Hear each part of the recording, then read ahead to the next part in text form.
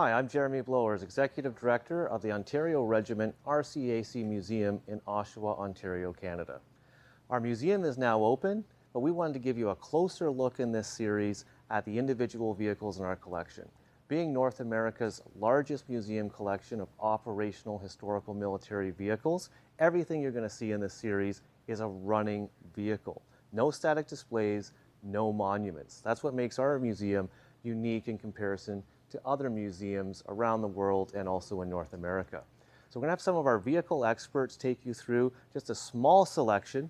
Our collection covers the Second World War, the Cold War, and vehicles that are currently being used in conflicts all over the globe in the 21st century. So we hope you enjoy the series. If you do, please hit the subscribe button, follow us on our social media pages, and we'll continue to bring you more great content like this. I'm standing in front of the M3A1 Stuart. It is the oldest tank in our collection. Of course, it runs. This vehicle was very, very popular in the armored reconnaissance, or the armored regiments, where their reconnaissance troop, or recce troop, platoon, American-sized, was equipped with these vehicles for most of the war. In late 44, early 45, a number were converted to M5 Stuarts. This is a very interesting vehicle because basically entry and exit of the vehicle can be challenging. It has a 4-person crew. You can see the driver can come in from the front. The co-driver is right next to him, and there's 2 people in the turret. What is interesting is that the driver, if he has to, can climb in and out of the front of the vehicle. The co-driver, unless he is incredibly thin and has a collapsible skull, would find that somewhat difficult. And he would have to hope that the turret is in the right location, that he could climb out and out through the hatch. Also, this vehicle is one of the only radial vehicles we have in our collection. So if the engine is not being used, the oil tends to pool in the bottom cylinders. So before you start it, you have to put in a manual crank and crank the cylinders so that basically oil gets distributed around the cylinders so you don't blow a cylinder head when you start off. Now, I would never dare try to climb in the driver's seat. However, I have a much smaller gentleman who is willing to try that and give us an indication of how simple and show you how easy it is to climb in and out of the driver's seat. Hi, I'm Rich Bennett, the maintenance coordinator here at the Ontario Regiment Museum, and apparently the smaller individual that gets to show you how to climb in through the front hatch of our Stuart tank. As you can see, I am much smaller than Dan. And much older. This tank was originally designed for the average height of around 5'8". I'm not 5'8". I'm about 6'3".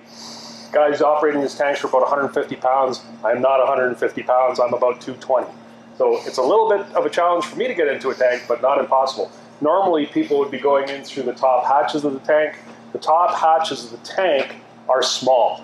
My shoulders barely fit through it. I have to squeeze and wiggle like this to get in through the hatch. And normally people getting into the driver's compartment would enter through the top hatch, squeeze past the gun through an opening in the turret to get into the driver's hatch.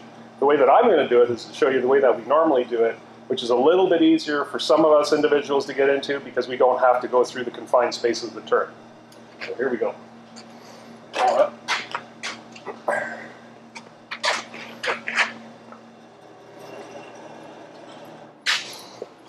Now there's not a lot of room in this tank because all the controls are under this glacis, and then you have the seat right behind you along with the gear shifter that'll fit under your arm.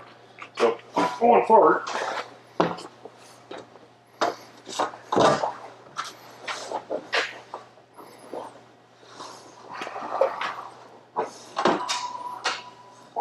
so now that I'm inside the driver's compartment of the Stuart tank here, I'll give you a little bit of a description of what is inside for me. It's rather tight, as you can see for me. The tiller bar controls, which are the steering and the brakes of the tank, are on either side of my knees, basically about right here. I've got a clutch pedal, an accelerator pedal, and the most awkward part of this is shifting it, because it's a standard tank, because the shift lever is right underneath my armpit. So you have to let go of the controls, lift your arm, do the shift that you want, let the clutch out, and continue on with your tillers. I've got basic instrumentation on the side and in the front of the tank that'll give me the information I need to operate the tank, but this is a pretty tight spot for the driver. Right now you're looking at it with a piece of the armor plate open. If I close the other part of the armor plate, you'll be able to see a little bit more tighter.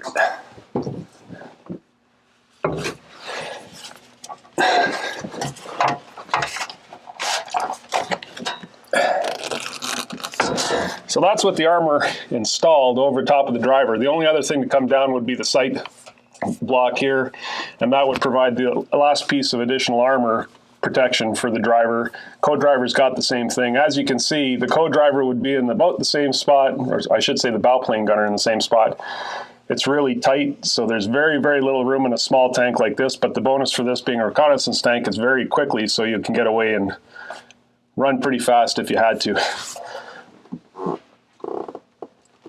Sometimes getting out's a little harder than getting in because your feet are in an odd spot to get them around the seat.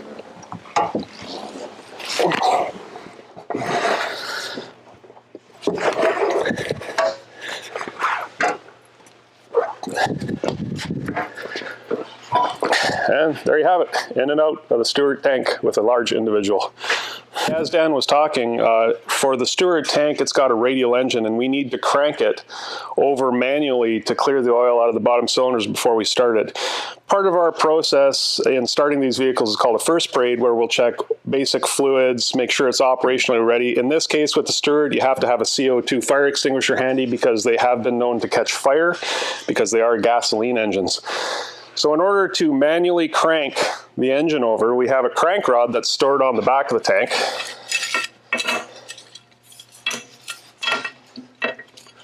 Fits into a little keyway on the back of the armor plate. And that'll line up with the center shaft on the engine.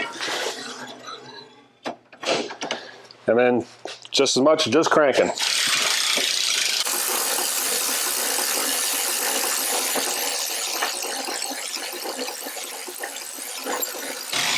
That gives you an idea how easy it is to crank this engine. It's actually pretty easy to turn over. We normally crank it 50 times before we start. It's a must before you do this engine and an absolute requirement before you run it. Make sure that everything's okay. Once the cranking has been finished, we can take the rod out, put it back in its storage location, and then it's up to the driver to give it the gas and give it the ignition, and then we roll her over with the fire extinguisher at hand to make sure we don't catch on fire. That's cranking the engine. What about breathing in carbon monoxide when you're closing the rear armor door? Is that an issue? Yeah, once the tank is started, we have to close the armored doors at the back.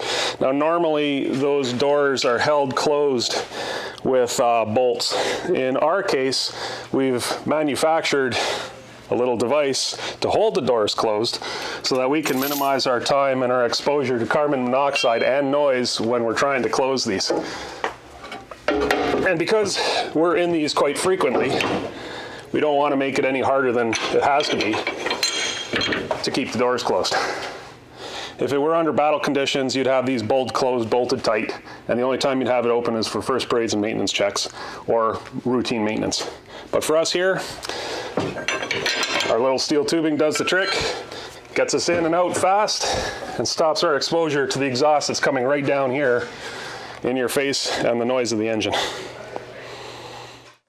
Thanks for watching and your interest in the Ontario Regiment RCAC Museum. If you can't visit us here in Ontario, subscribe below so you can catch all of our videos in our different series. If you can, visit the gift shop in the link below, get some great tank swag, and support our museum. We also ask, if you are able, please consider donating. Thanks again.